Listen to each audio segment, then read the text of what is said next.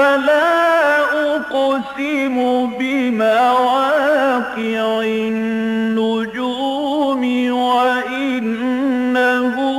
لقسم لو تعلمون عظيم إنه لقرآن كريم في كتاب مكنون لا يمسه إلا المطهرون تنزيل من رب العالمين.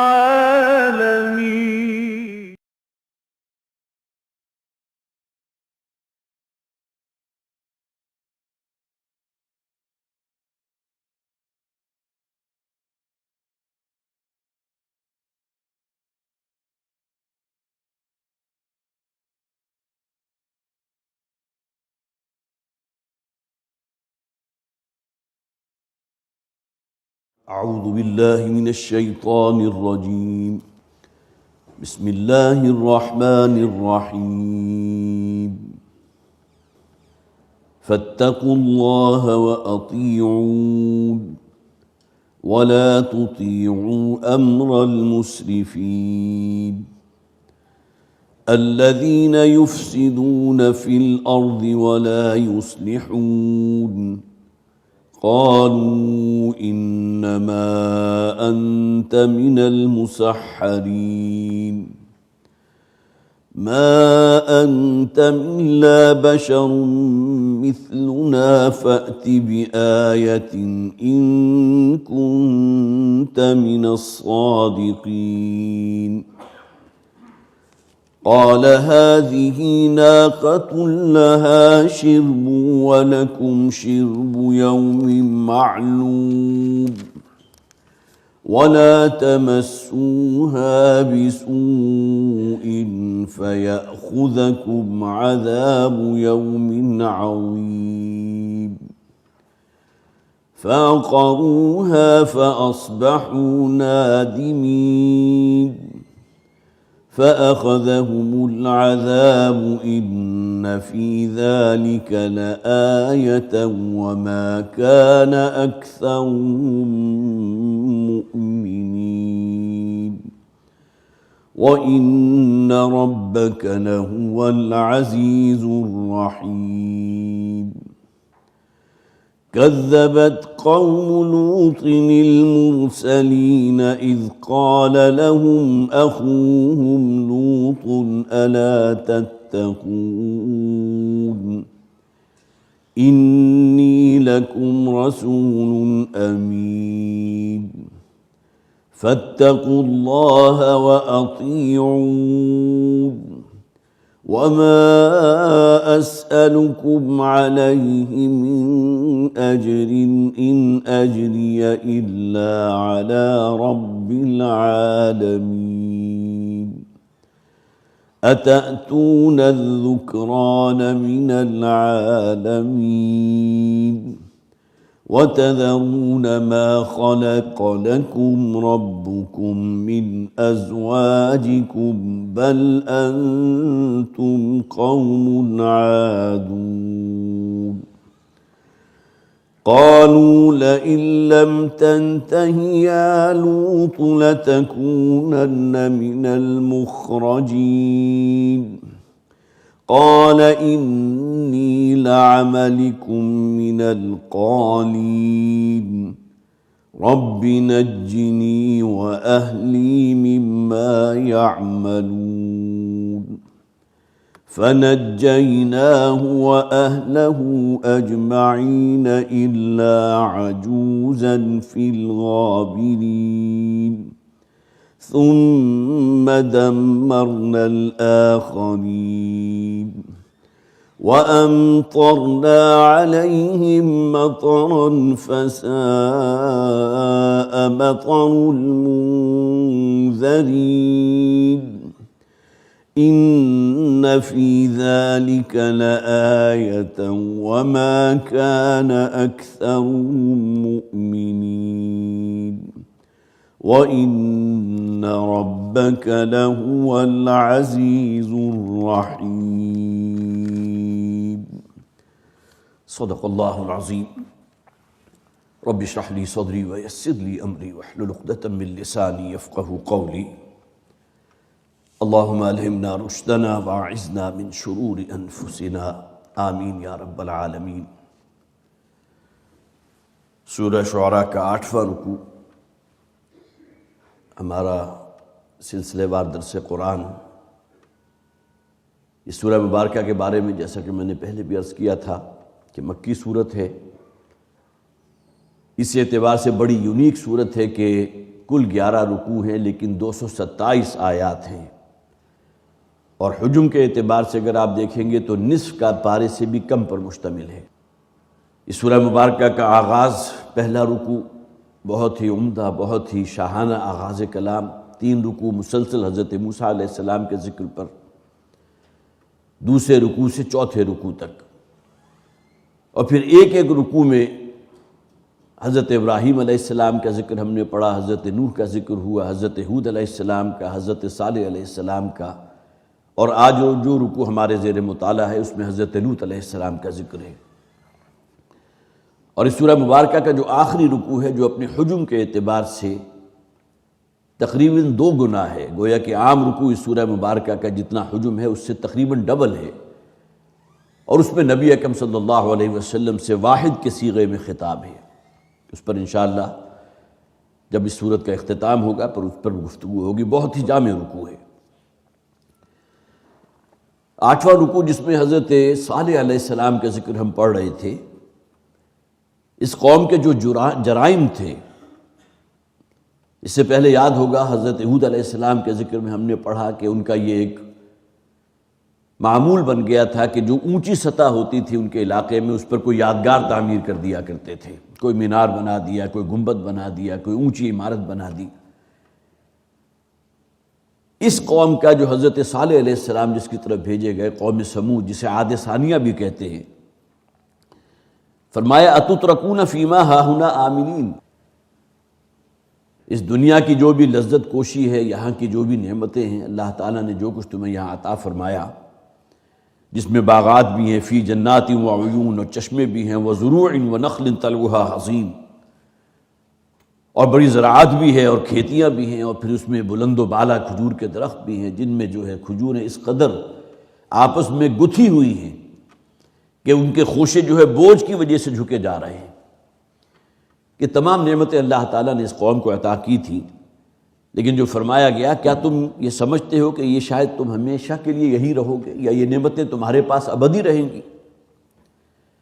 اور اس سے بھی آگے بڑھ کر وَتَنْحِتُونَ مِنَ الْجِبَالِ بُيُوتًا فَارِهِينَ،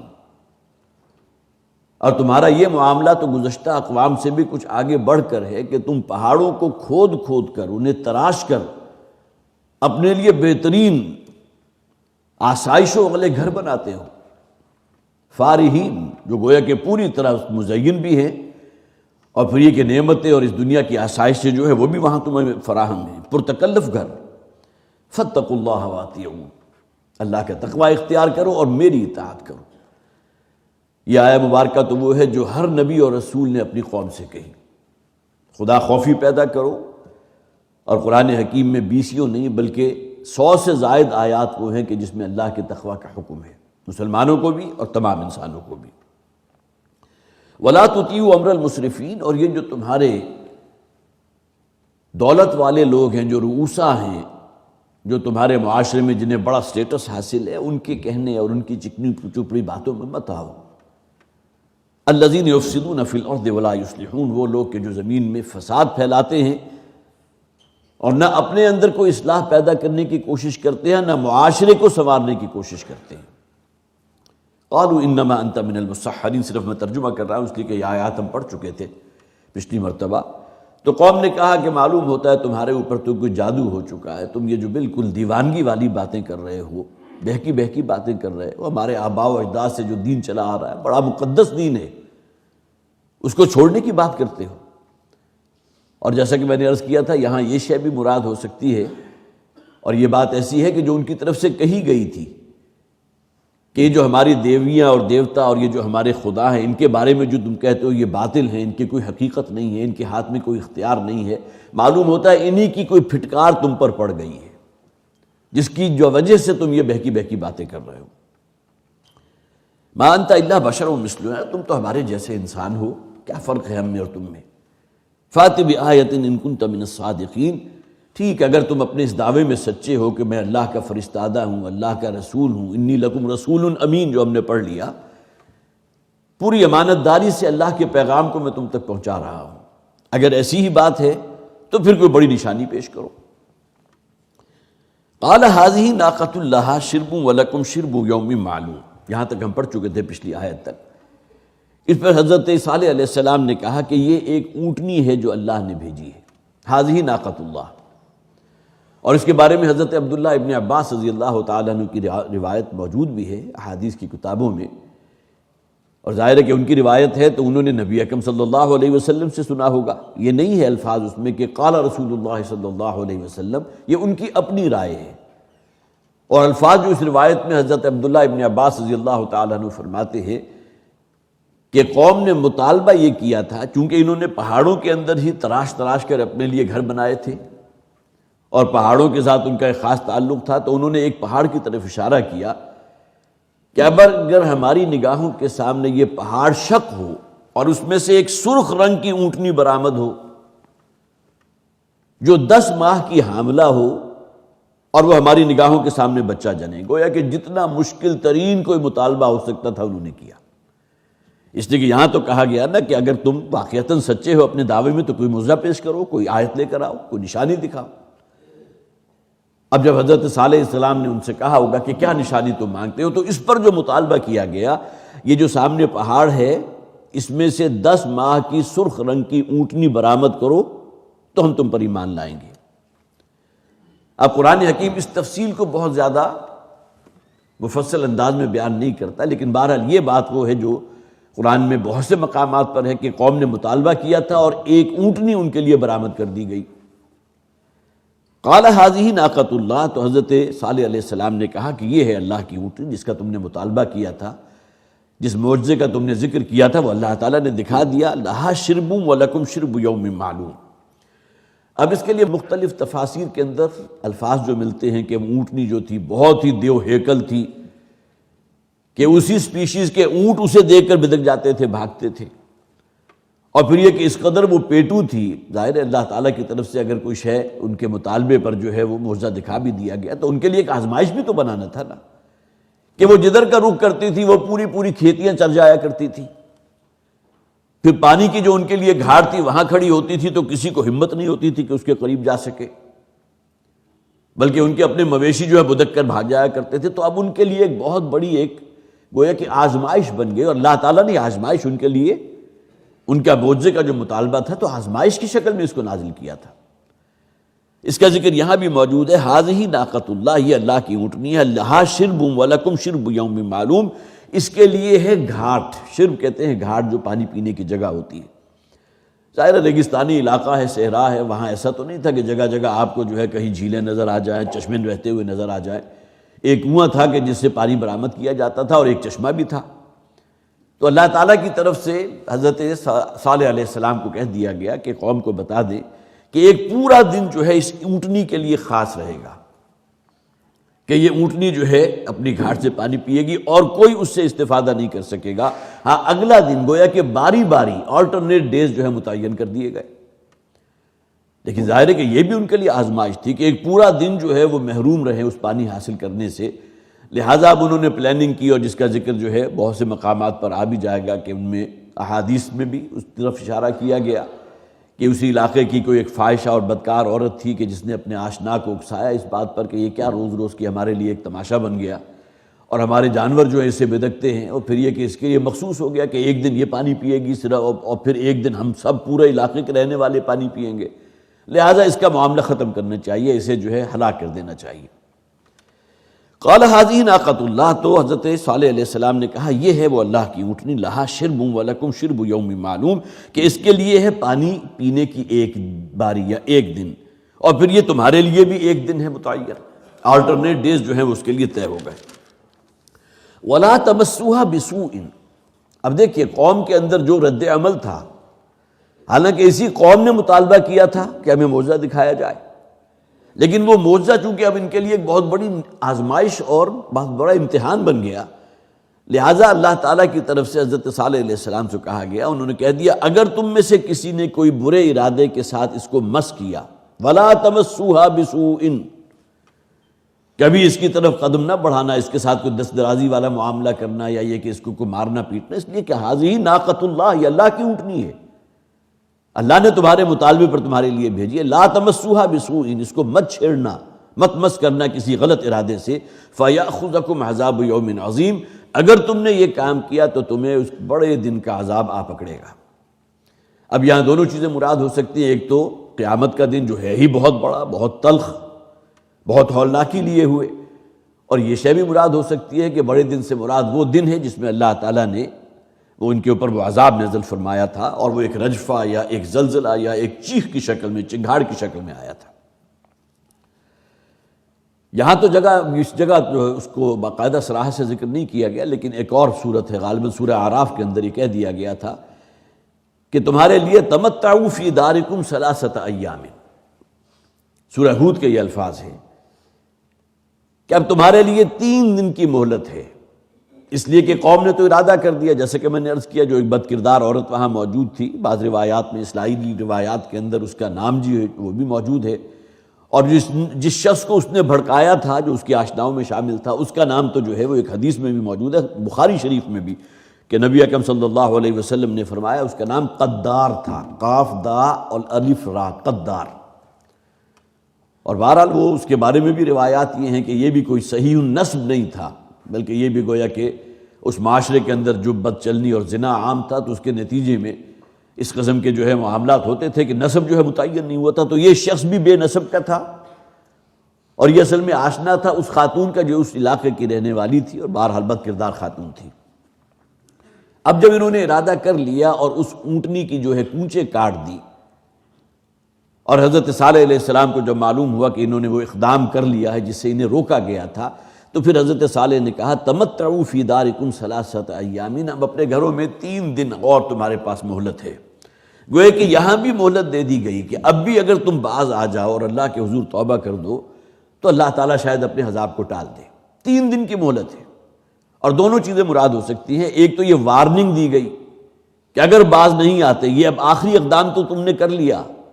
اس کے نتیجے میں اللہ کا عذاب اب لازماً تم پر 3 دن کے بعد جو ہے وہ نازل ہو کر رہے گا، جسے ہم کہتے ہیں کہ پہلے سے وارن کر دیا گیا۔ قرآن میں تو یہ بھی کہا گیا کہ اللہ تعالیٰ کا عذاب ایسے عالم میں آیا جبکہ وہ دوپہر کے وقت قیلولہ کر رہے تھے،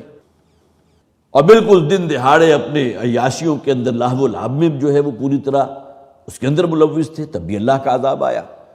اور پھر یہ کہ رات کے بالکل پچھلے پہر جب کہ انسان جو ہے وہ بالکل خواب غفلت میں موت کی نیند سویا ہوا ہوتا ہے، اسے بھی اللہ تعالیٰ کا عذاب ہلاکت آ سکتا ہے۔ لیکن یہ وہ ہے کہ جس میں اللہ تعالیٰ نے مہلت دے دی، ثلاثۃ ایام، 3 دن کی مہلت تمہارے پاس ہے۔ اب جو تم نے یہاں اس دنیا سے جو کوئی عیاشیاں کرنی ہیں، جو تمہاری سرمستیاں ہیں، بدمستیاں ہیں، ان سے جو لطف اندوز ہونا چاہتے ہو، 3 دن کی مہلت ہے۔ فعقروها فاصبحوا نادمین، اور بالآخر جیسا کہ میں نے عرض کیا کہ اس کا نتیجہ یہ نکلا کہ انہوں نے اس کو عقر اصل میں کہتے ہیں کونچے کاٹ ڈالنا، یہاں بھی ذکر یہی ہے کہ اس نے کاٹ ڈالی کونچے، اس شخص نے کہ جس کو اکسایا گیا تھا اس کو ہلاک کرنے کے لیے۔ ویسے بھی اونٹ چونکہ بہت بلند بالا قسم کا جانور ہوتا ہے، تو اس کو جو ہے ذبح کرنا یا اس کو پچھاڑنا کوئی آسان کام تو نہیں ہے، اسی لیے عام طور پر اونٹ کو نحر کیا جاتا ہے، وہ کھڑے کھڑے اس کی جو ہے دونوں ٹانگیں اگلی جو ہے باندھ دی جاتی ہیں، اور اس کے بعد اس کی گردن میں ایک خنجر یا کسی ایسی تیز دھار آلے سے جو ہے ایسی جگہ سے شگاف کیا جاتا ہے جس سے اس کی مین بلڈ سپلائی جو اس کے اوپر دماغ کو جا رہی ہے وہ کٹ جاتی ہے، اور پھر بہت ہی خون کا فوارہ چھوٹتا ہے، اس کی وجہ سے اس کے اوپر کمزوری لاحق ہوتی ہے، اور بالآخر وہ خود ہی جو ہے اپنے پہلو کے بر گر پڑتا ہے، پھر اس کو گویا کہ اب وہ ذبح ہو گیا، نہر ہو گیا۔ اب ان لوگوں نے کیا کیا تھا کہ اس کی کونچیں کاٹ دی تھی۔ کونچ اصل میں وہ ہوتی ہے جس سے وہ اس کا اونٹ کا جو پورا نیچے کا پیر ہے جو اس مین مسلز کے ذریعے اس کی باڈی کے ساتھ لٹکا ہوتا ہے، جس طرح ہماری یہ پنڈلی ہے، پنڈلی کے آخر میں جو ایک مضبوط پٹھا ہوتا ہے اسے کونچ کہتے ہیں۔ تو اس اونٹ کی انہوں نے کونچیں کاٹ ڈالی، جس کی وجہ سے ظاہر ہے کہ وہ، اب اس میں بھی دو روایات ہیں، بلکہ ایک تفسیر کا میں مطالعہ کر رہا تھا کہ انہوں نے اپنے تئیں یہ کام کر لیا، اور اس کے بعد اس اونٹنی نے ایک بہت تیز چیخ ماری اور وہ پہاڑ میں جا کر غائب ہو گئی۔ اور وہ بچہ جو اس نے دیا تھا، اس روایت میں یہ بھی ذکر ہے، وہ بھی اس کے پیچھے لپکا اور اس کے پیچھے بھاگا اور وہ بھی جا کر پہاڑ میں غائب ہو گیا۔ لیکن یہ کہ بہرحال اکثر و بیشتر قرآن حکیم کا مطالعہ کریں تو اس سے یہ معلوم ہوتا ہے کہ انہوں نے اس کو ہلاک کر دیا، اس کی کوچیں کاٹ ڈالیں اور اس کے بعد اس کو نہر کر دیا، یا اس کا جو ہے معاملہ ختم کر دیا۔ فَأَصْبَحُوا نَادِمِينَ فَعَقَرُوهَا، اور انہوں نے اس کی کوچوں کو کاٹ ڈالا، فَأَصْبَحُوا نَادِمِينَ، اور وہ ہو گئے ندامت کرنے والوں میں سے۔ اب معلوم ہوتا ہے کہ اتنا بڑا کام انہوں نے جو کر لیا، اور اس میں سے بہت سے ایسے لوگ ہوں گے کہ جن کے ضمیر کے اندر جو ہے یہ بات شدید ان کے لیے پریشانی کا بھی اور شرمندگی کا باعث بنی ہوگی، جذبات میں آ کر یہ حرکت تو انہوں نے کر دی، اس لیے کہ وہ اونٹنی ان کے لیے ایک وبال جان بہی معنی بن گئی، کہ ایک بہت بڑی آزمائش اور بہت بڑا امتحان بن گیا۔ فَأَصْبَحُوا نَادِمِينَ، اور وہ رہ گئے پچھتاتے ہوئے۔ فَأَخَذَهُمُ الْعَذَابُ، اور اس کے بعد انہیں عذاب نے آ پکڑا۔ إِنَّ فِي ذَلِكَ لَآیَةً، یقیناً اس میں بڑی نشانی ہے۔ وَمَا كَانَ أَكْثَرُهُم مُؤْمِنِينَ، اور لوگوں کی اکثریت ایمان لانے والے نہیں۔ وَإِنَّ رَبَّكَ لَهُوَ الْعَزِيزُ الرَّحِيمُ، اور یقیناً آپ کا رب العزیز بھی ہے، زبردست کمال رحمت والا۔ ان پر جو عذاب آیا تھا اس کا ذکر بھی قرآن میں بہت سی صورتوں میں ہے، جیسا کہ میں پہلے بھی عرض کر چکا کہ مکی صورتوں میں ان اقوام کا ذکر بکثرت ہمیں ملتا ہے، حضرت صالح علیہ السلام کا ذکر بھی ہے۔ کہیں آیا فَأَخَذَتْهُمُ الرَّجْفَةُ فَأَصْبَحُوا فِي دَارِهِمْ جَاثِمِينَ، ان لوگوں کو، اس قوم کو ایک بہت بڑے زلزلے نے آ پکڑا اور وہ اپنے گھروں کے اندر اوندھے منہ پڑے رہ گئے۔ کہیں فرمایا گیا اِنَّا أَرْسَلْنَا عَلَيْهِمْ صَيْحَةً وَاحِدَةً، سورہ قمر میں ہم نے ان کے اوپر وہ چنگھاڑ اور وہ زوردار آواز بھیجی کہ جو مسلسل ان پر قائم رہی، جب تک بھی کوئی ذی نفس یا کوئی انسان زندہ رہا ہے وہ آواز جو ہے مسلسل رہی ہے، اور اسی آواز کے زیر اثر پوری قوم کو ہلاک کر دیا گیا۔ اِنَّا أَرْسَلْنَا عَلَيْهِمْ صَيْحَةً وَاحِدَةً فَكَانُوا كَحَشِيمِ الْمُحْتَظَرِ، اور وہ ایسے ہو گئے گویا کہ روندی ہوئی گھاس ہوتی ہے، یہ چارہ ہوتا ہے یا باڑ ہوتی ہے کہ جس کا اپنا کوئی وجود نہیں ہے۔ اب اس کے اندر کیا اثرات تھے اس آواز کے اندر، یا یہ کہ وہ رجفہ، اس کا یہ بھی معاملہ جو ہے مفہوم لیا جا سکتا ہے کہ دونوں چیزیں بیک وقت آئیں۔ جس طرح زلزلے سے پہلے آپ نے سنا ہوگا بڑی گڑگڑاہٹ ہوتی ہے، اور جو علاقے اس زلزلے کا جو منبع ہوتا ہے اس کے قریب ہوتے ہیں تو وہاں تو بہت ہولناک قسم کی آوازیں زمین سے نکلتی ہیں، دھماکے ہوتے ہیں، تو عین ممکن ہے کہ وہ جو ہے ایک چیخ اور یا ایک چنگھاڑ یا ایک دھماکہ جو ہے وہ ہوا ہو اور اس کے بعد زلزلہ آیا ہو اور اس پوری قوم کے چیتھڑے بکھر گئے کحشیم المحتضر، اور وہ ایسے ہو گئے گویا کہ روندی ہوئی باڑ ہوتی ہے۔ بہرحال یہ انجام اصل میں اس عورت کا ہوا ہے،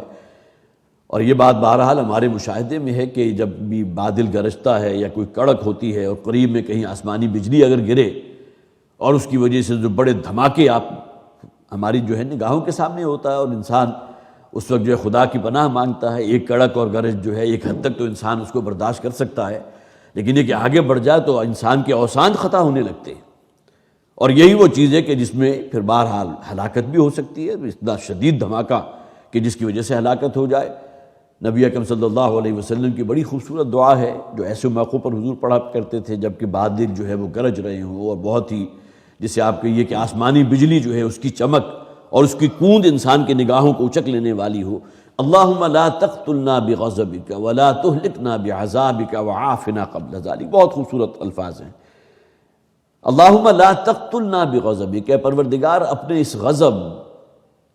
یہ جو ہماری بدعمالیاں ہیں، جو ہمارا کردار ہے، اس کے رد عمل میں جو تیرا غصہ ہے، جو تیرا غضب ہے، تو ہمیں ہلاک نہ کر دیجو، ہمیں قتل نہ کر دیجو، اپنے عذاب سے ہمیں ہلاک نہ کر دیجو، اور اس سے پہلے کہ ہم پر کوئی عذاب تیری طرف سے نازل ہو ہمیں اپنی عافیت میں لے لیں، وعافنا قبل ذلک۔ تو نبی اکرم صلی اللہ علیہ وسلم ایسے موقعوں پر یہ دعا پڑھا کرتے تھے جب بھی کوئی سختی کا وقت ہو، اور خاص طور پر یسبح الرعد بحمدہ والملائکۃ من خیفتہ، یہ بادل جو ہیں یہ بھی اللہ کی تسبیح کر رہے ہوتے ہیں۔ بظاہر انسان کے دل جو ہے اس سے دہل رہے ہوتے ہیں اس کی آواز سے، لیکن قرآن یہ کہتا ہے بادل بھی اللہ کی تسبیح کرتے ہیں اور یہ ان کی آواز ہے۔ اور پھر یہ کہ یہی وہ چیز ہے جیسا کہ میں نے عرض کیا جو ہلاکت کا موجب بھی بن جاتی ہے، اور ایسے موقعوں پر کسی بندہ مومن کو دعا کرنی چاہیے اللہ سے، پروردگار ہمیں عافیت عطا فرما اس سے پہلے کہ ہمارے اوپر یہ عذاب جو تیری طرف سے اگر بھیجا گیا ہے وہ ہم پر مسلط ہو۔ وَإِنَّ رَبَّكَ لَهُوَ الْعَزِيزُ الرَّحِيمُ، اور یقیناً آپ کا رب العزیز ہے، کمال زبردست ہے، بالادست ہے اور کمال رحمت والا۔ کذبت قوم لوط المرسلین، اب یہاں سے ذکر شروع ہو رہا ہے حضرت لوط علیہ السلام کی قوم کا۔ حضرت لوط حضرت ابراہیم علیہ السلام کے بھتیجے تھے، اور حضرت ابراہیم علیہ السلام نے ان کو شرق اردن کی طرف بھیجا تھا۔ جن حضرات کے ذہن میں بھی کوئی تھوڑا بہت نقشہ موجود ہے انہیں معلوم ہے کہ جزیرہ نما عرب جو ہے اس کے بالکل جنوب میں یمن ہے، اور یمن سے شام تک کے درمیان کا یہ علاقہ پورا جو ہے اس میں حجاز بھی ہے، اور اس میں جو ہے مکہ بھی ہے، مدینہ بھی ہے، جدہ بھی ہے، یہ تمام جو ہے علاقے اسی میں آتے ہیں، اسی پورے ٹریک کے اندر۔ اور پورے شمال میں اگر آپ آگے چلے جائیے تو شام سے ذرا پہلے شرق اردن کا علاقہ ہے، یہاں سدوم اور عامورہ کی بستیاں تھیں، جس کا ذکر تورات میں، بائبل میں بھی موجود ہے، اور پھر یہ کہ بعض روایات کے اندر بھی اس کا ذکر جو ہے ان بستیوں کا باقاعدہ نام لے کر ذکر بھی موجود ہے۔ تو یہ اصل میں مسکن تھا ایک قوم کا، جن کی طرف حضرت ابراہیم علیہ السلام نے حضرت لوط علیہ السلام اپنے بھتیجے حضرت لوط کو بھیجا۔ اب وہ وہاں چلے گئے اور جا کر وہی جو فریضہ نبوت اور رسالت ہے، دعوت و تبلیغ کا کام شروع کیا۔ اس قوم کے اندر جہاں بت پرستی بھی تھی اور بھی بہت سی خباثتیں موجود تھی، ایک اور انتہائی گھناونا قسم کا ایک یہ گناہ بھی کرتے تھے جسے ہم ہوموسیکشوالٹی کے نام سے جانتے ہیں، جس کا ذکر قرآن میں بہت سے مقامات پر کیا گیا، اس لیے کہ انسان کی فطرت اس کی طرف مائل ہونا تو بڑی دور کی بات، اس کا تصور نہیں کرتی، اور یہ تو وہ شے ہے جو حیوانات میں بھی موجود نہیں۔ لیکن یہ کہ انسان جب اللہ تعالیٰ کے خوف سے اور اللہ کا اور آخرت کا ڈر یا آخرت کے کوئی جواب دہی کا احساس، انسان جب اس سے عاری ہوتا ہے تو گناہوں کی دلدل میں اتنا آگے تک چلا جاتا ہے کہ جس کا آدمی تصور نہیں کر سکتا۔ یہی معاملہ اس قوم کا بھی تھا کہ وہ سیکشولیٹی کی جو بدترین شکل ہوتی ہے ہوموسیکشولیٹی، اس کے اندر مبتلا تھے۔ حضرت لوط علیہ السلام گئے ہیں، اور ظاہر ہے کہ اس قوم کو فیس کرنا اور اس کو راہ ہدایت کی طرف جو ہے راغب کرنا، دعوت و تبلیغ کا فریضہ انجام دینا کوئی آسان کام نہیں تھا۔ لیکن بہرحال اللہ تعالیٰ کی طرف سے جو بات فرض کر دی گئی ہے، اب دعوت و تبلیغ کا کام، اور بھیجا کس نے تھا؟ حضرت ابراہیم علیہ السلام نے، جو حضرت لوط کے چچا تھے۔ تو اب ان کا ذکر ہو رہا ہے، کذبت قوم لوط المرسلین۔ اسی طرح حضرت لوط علیہ السلام جس قوم کی طرف بھیجے گئے، انہوں نے بھی جھٹلا دیا تھا پیغام لانے والوں کو، حضرت لوط علیہ السلام کو۔ اذ قال لهم اخوهم لوط الا تتقون، جبکہ کہا تھا اس قوم سے ان کے بھائی لوط نے علیہ السلام، کیوں اللہ کا تقوی اختیار نہیں کرتے؟ دیکھیں یہ تو وہ ہے جملہ جو ہر نبی اور رسول نے کہا کہ اللہ سے ڈرو، خدا خوفی پیدا کرو، وہ تمہارا خالق اور مالک، وہ رب جس نے تمہیں پیدا کیا، جو تمہاری ہر ضرورت پوری کر رہا ہے، کم سے کم اس کا خوف تو اپنے اندر رکھو۔ اس نے جن احکامات کا حکم دیا اس پر عمل پیرا ہو، جس سے روک دیا اس سے رک جاؤ۔ الا تتقون، کیوں نہیں ڈرتے اللہ سے؟ اللہ کا عذاب، اللہ کی پکڑ، وہ اگر تمہیں آ دبوچے گی تو ظاہر ہے کہ کوئی شے ایسی نہیں ہوگی کہ جو تمہیں اس سے نجات دلا دے۔ انی لکم رسول امین، یقیناً میں تمہاری طرف رسول ہوں اور امانت دار ہوں۔ یہ بھی وہی جملہ جو ہم نے ہر رسول کے ذیل میں پڑھا، اس میں تو کوئی شک نہیں کہ اللہ تعالیٰ نے، میں تم جیسا ہی انسان ہوں، مجھے اللہ نے پسند فرما لیا۔ اللہ یصطفی من الملائکۃ رسلا ومن الناس، اللہ تعالیٰ فرشتوں میں سے بھی اور انسانوں میں سے بھی اپنے رسولوں کو منتخب کر لیا کرتا ہے۔ فرشتوں میں حضرت جبرائیل علیہ السلام کے ذمہ یہ کام ہے کہ اللہ کی وحی کو رسول تک پہنچائیں، اور انسانوں میں سے اللہ تعالیٰ کسی ایک پرسنالٹی کو سلیکٹ کر لیتا ہے جسے نبی یا رسول کہتے ہیں، جس کو گویا کہ وہ کیڈر عطا فرما دیا جاتا ہے کہ اللہ تعالیٰ کی طرف سے وحی کا سلسلہ اس تک پہنچتا ہے۔ اللہ یصطفی من الملائکۃ رسلا ومن الناس، گویا کہ ایک رسول ملک ہے، ایک فرشتوں میں سے اللہ تعالیٰ نے منتخب کر لیا، سلیکٹ کر لیا۔ اسی طرح انسانوں میں سے بھی جن کو سلیکٹ کر لیا، منتخب کر لیا نبوت اور رسالت کے لیے۔ انی رسول امین، میں امانت دار ہوں، میری پوری زندگی ایک کھلی کتاب کی طرح ہے، اور مجھ سے کسی کو بے ایمانی کا یا خیانت کا یا بد عہدی کا یا غلط بیانی کا یا جھوٹ کا کبھی کوئی تجربہ ہوا ہو، کسی کو کوئی ایکسپیرینس ہوا ہو تو مجھے بتائیں۔ میری امانت پر تو تم خود شاہد ہو، خود گواہ ہو۔ اور پھر دوسرے معنی یہ بھی، جیسا کہ میں پہلے بھی عرض کرتا رہا، کہ اللہ تعالیٰ نے جو پیغام میرے حوالے کیا ہے اس میں کوئی خیانت کر دینا، اس میں سے کوئی شے چھپا لینا، جسے ہم کتمان حق کہتے ہیں، جو بہت بڑا جرم ہے، ظاہر ہے کہ اس کی بھی مجھ سے کوئی توقع نہیں کی جا سکتی۔ انی لکم رسول امین، میں تمہاری طرف بھیجا گیا ہوں، رسول ہوں، امانت دار ہوں۔ فاتقوا اللہ واطیعون، اللہ کا تقوی اختیار کرو اور میری اطاعت کرو۔ وما اسألکم علیہ من اجر، اور میں تم سے کوئی اجر طلب نہیں کرتا، نہ میں نے کبھی کیا ہے اور نہ میری نیت ہے کہ تم سے اپنی اس جد و جہد یا جو محنت میں تمہارے اوپر کر رہا ہوں، دن رات میں نے اپنے آپ کو ہلکان کیا ہے اور تمہاری طرف سے انتہائی کڑوے کسیلے جملے بھی سہتا رہا ہوں، تمہاری دست درازی بھی برداشت کرتا رہا ہوں، لیکن یہ کہ میں نے اپنی ان خدمات کا کبھی کوئی عوض یا کبھی کوئی معاوضہ یا کوئی فائدہ تم سے حاصل نہیں کیا۔ ان اجری الا علی رب العالمین، میرا اجر جو ہے وہ تو میرے رب کے ذمے ہے جو تمام جہانوں کا پروردگار ہے۔ یہ وہ الفاظ ہیں جسے آپ ترجیحی الفاظ بھی کہہ سکتے ہیں کہ جتنے بھی انبیاء اور رسول کا ہم نے ذکر پڑھا ہے ان تمام میں ان الفاظ کو ریپیٹ کیا گیا۔ اب آئیے اس کا اصل جو جرم تھا، اتاتون الذکران من العالمین، کیا تم دوڑتے ہو یا لپکتے ہو مردوں کی طرف، من العالمین تمام جہانوں میں سے۔ اب اس کے دو مفہوم ہو سکتے ہیں، ایک تو یہ کہ اللہ تعالیٰ کی مخلوقات ہیں جن میں انسان بھی ہیں، اللہ نے فطری طور پر مرد کے اندر ایک رغبت رکھی ہے تو عورت کے لیے رکھی ہے، اور یہ وہ سلسلہ ہے کہ جو آپ کے سلسلہ نسب کو آگے بڑھا رہا ہے، اسی سے توالد و تناسل چل رہا ہے، اسی سے نسل انسانی کا بقا ہے۔ لیکن اگر اس کے علاوہ کوئی اور رستہ اختیار کرتے ہو، جسے کہا گیا کہ فَمَنِ ابْتَغَىٰ وَرَاءَ ذَلِكَ فَأُولَٰئِكَ هُمُ الْعَادُونَ، جو لوگ بھی اللہ تعالیٰ کے اس متعین کیے ہوئے رستے کے علاوہ کوئی اور بدرو یا کوئی اور نجاست والا رستہ اختیار کرتے ہیں تو یہ ہیں اصل میں باغی اور سرکش۔ تو اتاتون الذکران من العالمین، کیا تمام انسانوں میں سے تمہیں صرف مرد ہی ملے اس کام کے لیے؟ اور دوسرا مفہوم یہ ہے کہ انسانوں میں سے صرف تم ہی ہو، اس وقت اور بھی تو انسان موجود تھے نا، لیکن اس علاقے کے رہنے والوں کے اندر یہ جو بد خصلت موجود تھی کہ انسانوں میں سے صرف تم ہی ہو کہ جو یہ کام کرتے ہو، من العالمین، کل نوع انسانی میں سے صرف یہ تمہارا ایک گروہ ہے کہ جو خلاف فطرت کام کر رہا ہے۔ وَتَذَرُونَ مَا خَلَقَ لَكُمْ رَبُّكُم مِّنْ أَزْوَاجِكُمْ بَلْ أَنْتُمْ قَوْمٌ عَادُونَ، اور تم چھوڑ دیتے ہو جو تمہارے رب نے تمہارے لیے تمہاری بیویوں میں سے رکھا ہے۔ ظاہر ہے کہ اللہ تعالیٰ جو ہے اولاد عطا فرماتا ہے تو اس کا ایک طریقہ ہے، اس کا ایک ذریعہ ہے، اس کے لیے ایک رستہ اللہ تعالیٰ نے متعین کر دیا۔ بل انتم قوم عادون، بلکہ تمہارا معاملہ تو یہ ہے کہ تم حد سے بڑی ہوئی قوم ہو۔ اب یہاں دیکھیے کہ قوم کا جو بھی طرز عمل ہوگا یا جو رد عمل ہوگا اس کو بھی آپ اپنے ذہن میں رکھیں، اور ان کے لیے بھی جو آزمائش آئی تھی، جیسا کہ ہم نے پڑھا حضرت صالح علیہ السلام کو جو اونٹنی ان کے مطالبے پر دی گئی تھی وہ ان کے لیے بہت بڑی آزمائش بن گئی،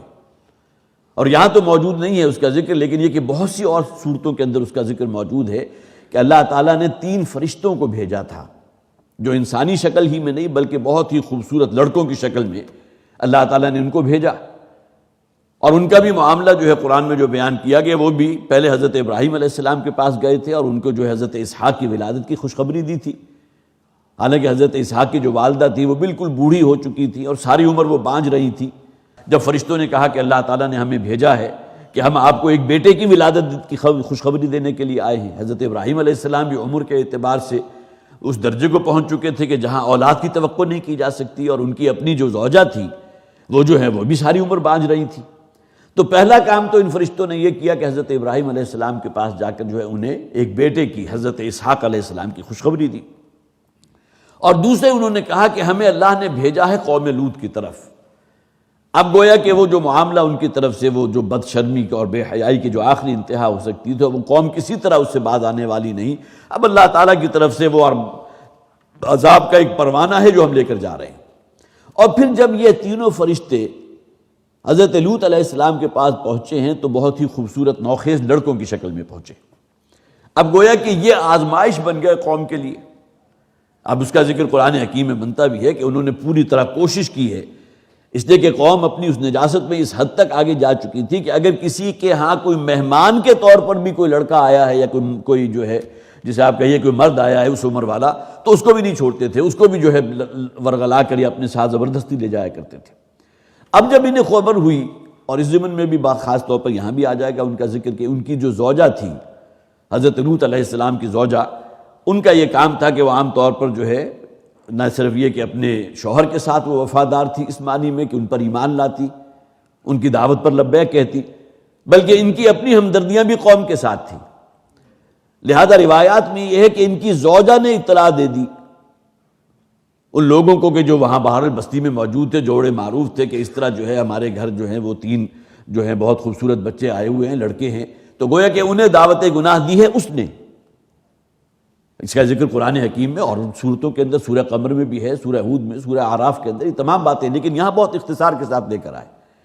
اور پھر جب قوم آئی ہے، بالکل یہرعون کے الفاظ آتے ہیں ایک مقام پر کہ جس طرح جو ہلکائی ہوئی قوم ہے، گویا کہ اپنے آپے سے باہر ہے اور بدمست اپنی اس بے حیائی کے اندر جو ہے پوری سرمستی کے ساتھ وہ آئی ہے کہ کسی طرح جو ہے ان مہمان بچوں کو جو ہے یا ان لڑکوں کو، نوخیز لڑکوں کی شکل میں جو اللہ تعالیٰ نے فرشتوں کو بھیجا تھا، ان کو وہاں سے لے جائیں اور اپنا جو بھی مظلومہ جو بھی ان کے کام ہیں ان کی تکمیل کے لیے۔ تو ایسے عالم میں سورہ قمر کے اندر تو بلکہ الفاظ موجود بھی ہیں، فَطَمَسْنَا أَعْيُنَهُمْ، بلکہ میں نے نوٹ بھی کیا تھا سورہ قمر آیت نمبر 33، حضرت لوط علیہ السلام کا ذکر یہاں ہو رہا ہے۔ کذبت قوم لوط بالنذر، قوم لوط نے بھی خبردار کرنے والوں کو جھٹلایا۔ انا ارسلنا علیہم حاصبا الا آل لوط، ہم نے ان پر بہت تیز پتھروں والی بارش بھیجی۔ اس کا ذکر آ بھی جائے گا کہ یہ قوم وہ تھی جس پر آسمان سے پتھر برسائے گئے، اور تفاسیر میں اس روایت کا بھی ذکر ہے کہ بہت تیز ہوا چلی تھی جس نے پہاڑوں کے اوپر سے پتھر جو ہے وہ ہوا میں اڑتے ہوئے، اللہ کے حکم سے ہو رہا تھا سب کچھ، اور ان کے اوپر جس طرح بارش ہوتی ہے پانی کی بارش، اسی طرح یہ پتھر ان کے اوپر برسائے گئے۔ نعمتا من عندنا، یہ اللہ تعالیٰ کے فضل کا ایک ظہور تھا کہ اس نے نجیناہم بسحر، اللہ تعالیٰ نے حضرت لوط علیہ السلام اور جو ان پر ایمان لائے تھے ان کو بچا لیا۔ کذالک نجزی من شکر، اسی طرح ہم جزا اور بدلہ دیتے ہیں ان کو جو شکر گزار ہوتے ہیں۔ وَلَقَدْ أَنذَرَهُمْ بَطْشَتَنَا فَتَمَارَوْا بِالنُّذُرِ، حضرت لوط علیہ السلام تو انہیں ہماری پکڑ سے بارہا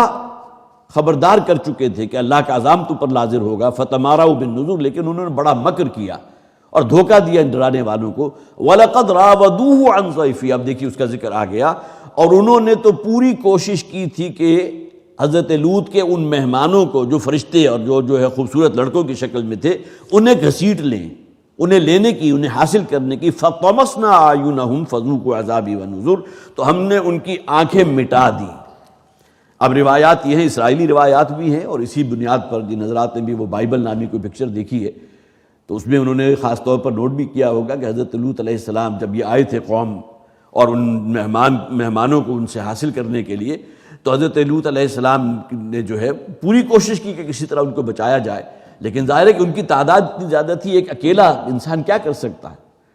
کسی جگہ یہ بھی موجود ہے کہ کاش کہ میرے پاس وہ زور اور قوت ہوتی تھی کہ میں اس قوم کو اپنے سے دور کر دیتا اور اپنے مہمانوں کو بچانے کی کوشش کرتا، لیکن یہ کہ اس موقع پر پھر انہوں نے اپنے آپ کو ڈسکلوز کر دیا کہ ہم کوئی مہمان نہیں ہیں بلکہ اللہ تعالیٰ کی طرف سے بھیجے گئے فرشتے ہیں، جو اب عذاب ہلاکت ان پر وارد ہوگا اللہ کی طرف سے۔ تو وہاں اس کے اندر دکھایا بھی گیا ہے کہ ان فرشتوں نے جو اپنا ہاتھ اس پوری جو بھی مجمع آ رہا تھا انہیں حاصل کرنے کے لیے، ان کی طرف انہوں نے اپنا ہاتھ پھیرا اور تمام لوگ اندھے ہو گئے۔ یہاں اس کی طرف اشارہ موجود ہے، فَطَمَسْنَا أَعْيُنَهُمْ، تو ان لوگوں کی آنکھیں ہم نے ختم کر دی، گویا کہ ان کے چہروں سے وہ بینائی جو ہے ہم نے ان کی آنکھوں سے سلب کر لی۔ اتاتون الذکران من العالمین وتذرون ما خلق لكم ربكم من ازواجكم بل انتم قوم عادون قالوا لئن لم تنته يا لوط لتكونن من المخرجین۔ اب یہ معاملہ ہو گیا، قوم آ گئی، فرشتے جو آئے تھے اللہ تعالیٰ نے بھیجے تھے اس قوم کو تباہ کرنے کے لیے، تو ان کی طرف سے اللہ کا عذاب جو ہے وہ بھی نازل ہو گیا۔ کہیں تو قرآن میں یہ الفاظ بھی ہیں کہ ان بستیوں کو بہت بلندی تک لے جا کر زمین پر پٹخ دیا گیا، والمؤتفکات، تلپٹ کی ہوئی بستیاں، بعض روایات ایسی ہیں کہ انہیں بلندی پر لے جا کر پٹخا گیا۔ پھر یہ ہے کہ زمین پھٹی ہے اور تمام ان کی آبادی جو ہے بالکل تلپٹ ہو گئی۔ فجعلنا عالیہا سافلہا، یہ الفاظ بھی قرآن میں موجود ہیں کہ وہ جو عمارات یا بلڈنگ جن میں وہ رہتے تھے، وہ رہائش گاہیں، ان کی چھتیں جو ہے زمین پر آ گئیں اور بالکل اوپر کا حصہ جو تھا وہ زمین بوس ہو گیا۔ اور ظاہر ہے یہ معاملہ اس میں رہنے والوں کا جو معاملہ ہوا ہوگا، اور صرف اسی کے اوپر جو ہے اللہ تعالیٰ کا غضب جو ہے اسی پر ختم نہیں ہوا، بلکہ اس کے بعد پتھروں کی بارش کہ تیز و تند ہوا اللہ تعالیٰ نے بھیجی ہے جو پہاڑی پتھروں کو اور ان کو جو ہے سنگریزوں کو ان کے اوپر جس طرح بارش نازل ہوتی ہے، اس طرح اس پوری قوم جو ہے اس کو گویا کہ پتھروں کی اس بہت بڑی ایک جو ہے تہ کے اندر ان کو دفنا دیا گیا، ختم کر دیا گیا۔ مولانا مودودی رحمۃ اللہ علیہ نے جو 1960 یا 1959 میں سفر کیے تھے ان علاقوں کو دیکھنے کے لیے، تو اس علاقے کے حوالے سے بھی وہ لکھتے ہیں کہ شرق اردن جو ہے، خاص طور پر جہاں آج بھی ڈیڈ سی موجود ہے، ڈیڈ سی الفاظ نوٹ کیجئے، بحر مردار، وہاں بہت سی وہاں کوئی جو ہے کوئی زندہ شے جو ہے وہاں نہیں رہ سکتی، اور پانی اس کا اتنا بھاری ہے کہ کوئی شے اس میں ڈوبتی نہیں ہے۔ اب وہ انڈیکیشن یا مظہر ہے کہ اس علاقے پر اللہ کا وہ عذاب آیا تھا، اور ان کا کہنا یہ ہے کہ اس ڈیڈ سی کے بالکل ساحل پر جو ہے جنوب مغربی علاقہ جو ہے وہاں اب بھی ایسی بستیوں کے کھنڈرات برآمد ہوئے ہیں جو کہیں کسی زمانے میں، اور آثار قدیمہ کے جو ماہرین ہیں انہوں نے اس کا باقاعدہ وہ ٹائم پیریڈ بھی متعین کیا کہ یہ تقریباً 3000 برس قبل مسیح کا علاقہ تھا۔ جس طرح آپ نے سنا ہوگا موئنجو دڑو میں کبھی بہت ہی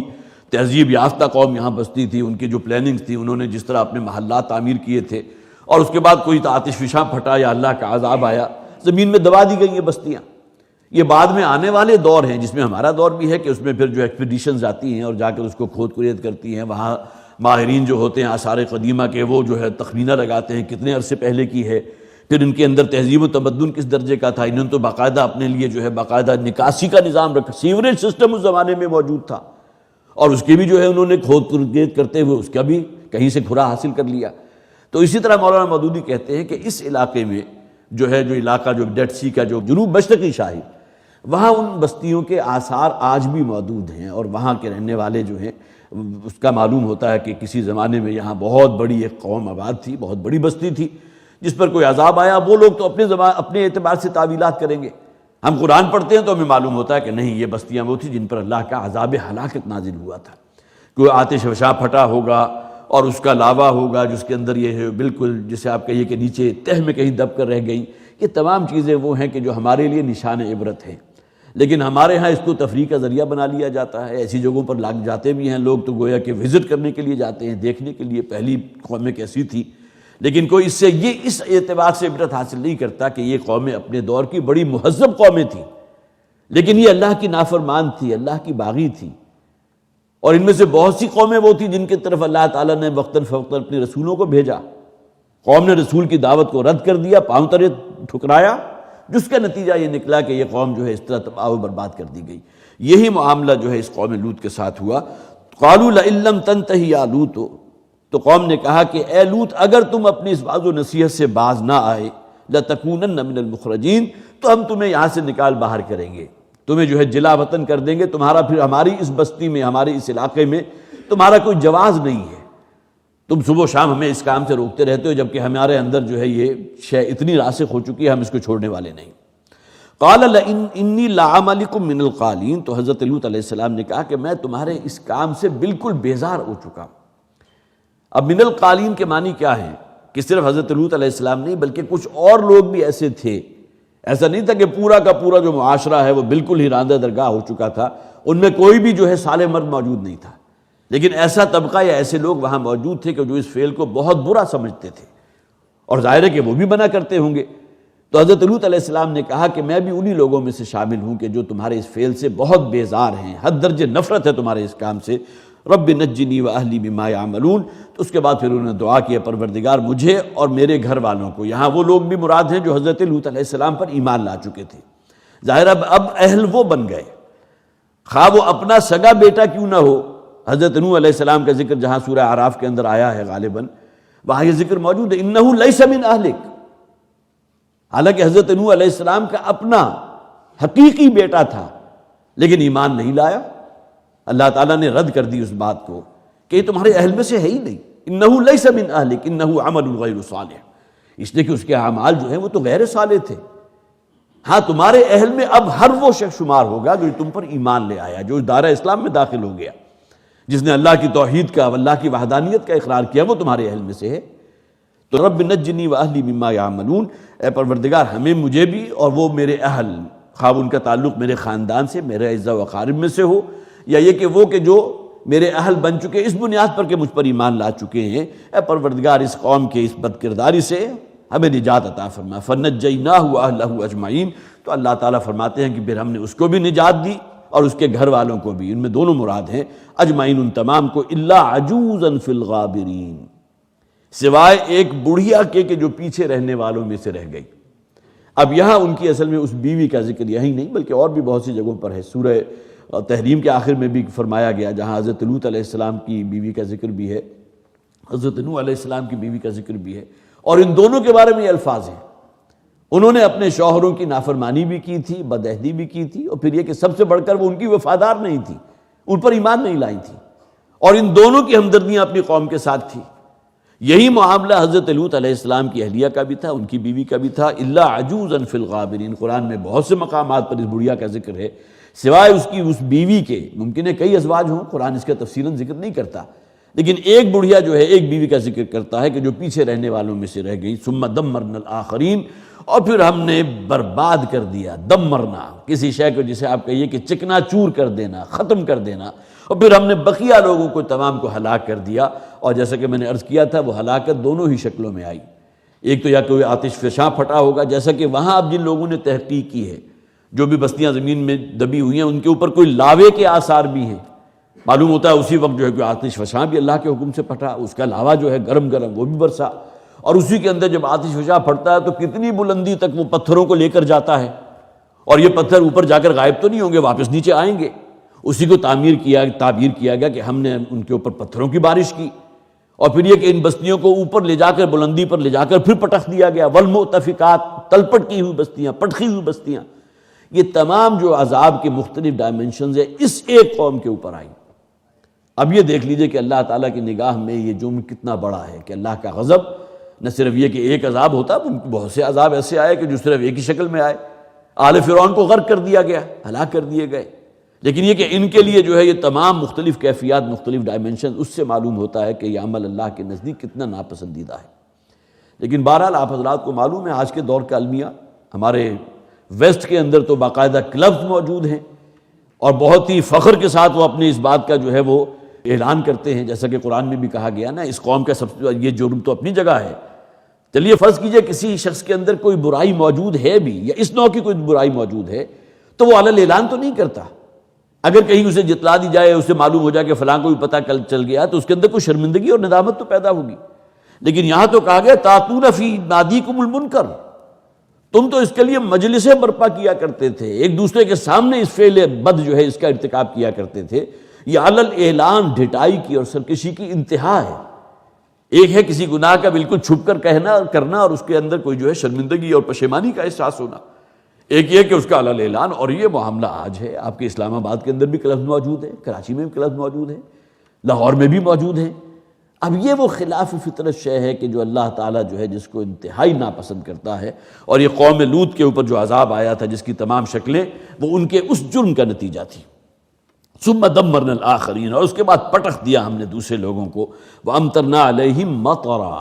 اور پھر ہم نے ان پر برسائی وہ بارش کہ جو ایک خاص ہی نوع کی بارش تھی. اسے قرآن میں کہا گیا پتھروں کی بارش. جیسا کہ میں نے عرض کیا آتش فشاں پھٹا یا جو بھی ہوا، اللہ تعالیٰ کو کسی آتش فشاں کو پھاڑنے کی حاجت نہیں ہے. اللہ تعالیٰ حکم دے گا، انہی بادلوں کے اندر سے جو ہے، جیسا کہ قرآن حکیم میں ایک عذاب کا ذکر ہے یوم الظلہ. لوگ تو بڑے جو ہے خوش ہوئے تھے کہ ہمارے اوپر کالی گھٹائیں آ رہی ہیں، لیکن وہ گھٹائیں جب ان کے عین سروں پر پہنچ گئیں تو پانی کی بجائے آگ برسنے لگی اس میں سے. یوم الظلہ، یہ قوم شعیب کا ذکر اسی سورہ مبارکہ سورہ شعراء میں آگے آ جائے گا. تو اللہ تعالیٰ کو قدرت ہر شے کی حاصل ہے، لیکن یہ تمام چیزیں پھر نشان عبرت بنائی جاتی ہیں کہ اللہ تعالیٰ کی نافرمانی اور اس کی بغاوت اور اس کی سرکشی، اس کا نتیجہ اس دنیا میں کیا نکلتا ہے. امطرنا علیہم مطرا، اور پھر ہم نے ان پر برسایا ایک ایسی بارش کہ جو بہت بری بارش تھی. فساء مطر المنذرین، تو بہت ہی برا برساؤ تھا، بہت ہی بری بارش تھی کہ جو ان لوگوں پر ہوئی جنہیں خبردار کر دیا گیا تھا. اتمام حجت پہلے ہو جاتا ہے. اللہ تعالیٰ کسی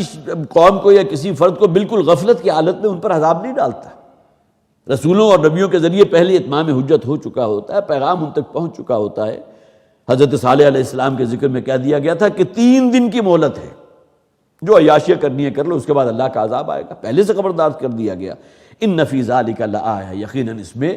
بڑی عبرت کی نشانیاں ہیں، بڑی نشانیاں ہیں، بہت موعظت ہے، بڑی نصیحت ہے. وما کان اکثرهم مؤمنین، لیکن ان تمام باتوں کو سننے اور پڑھنے کے باوجود بھی لوگ اپنے اندر کوئی تبدیلی پیدا کرنے کو تیار نہیں. اصل المیہ یہ ہے. بل یرید الانسان لیفجر امامہ، انسان اپنے اندر کوئی انقلاب اور تبدیلی نہیں پیدا کرنا چاہتا. فسق و فجور کی جو زندگی اس نے اپنے لیے اختیار کر لی، جس کا وہ عادی ہو چکا ہے، اس کے اندر کسی قسم کا کوئی تبدیلی اس کا روا نہیں ہے. وما کان اکثرهم مؤمنین، لوگوں کی اکثریت اسی ڈٹائی پر اور سرکشی پر، فسق و فجور پر رہیں گے، ایمان نہیں لائیں گے. ان ربک لہو العزیز الرحیم، یقیناً آپ کا رب ہی ہے جو زبردست بھی ہے اور کمال رحمت والا. یہاں یہ جو 9واں رکوع تھا اس میں حضرت لوط علیہ السلام کا ذکر مکمل ہوا، اور صرف 10واں رکوع اب باقی ہے جس میں قوم شعیب کا ذکر ہوگا انشاءاللہ، جو اگلی مرتبہ ہمارے زیر درس آئے گا۔ اور جیسا کہ میں نے عرض کیا تھا، اس سورہ مبارکہ کا آخری رکوع جو حجم میں بھی تقریباً 2 گنا ہے، اس میں نبی اکرم صلی اللہ علیہ وسلم سے خطاب بھی ہے، اور اس طویل صورت کا وہ بہت ہی جامع مقام بھی ہے۔ اللہ تعالی ہمیں قرآن حکیم کو سمجھنے کی اور اس سے عبرت حاصل کرنے کی توفیق عطا فرمائے۔ بارک اللہ لی ولکم فی القرآن العظیم ونفعنی وإیاکم بالآیات والذکر الحکیم۔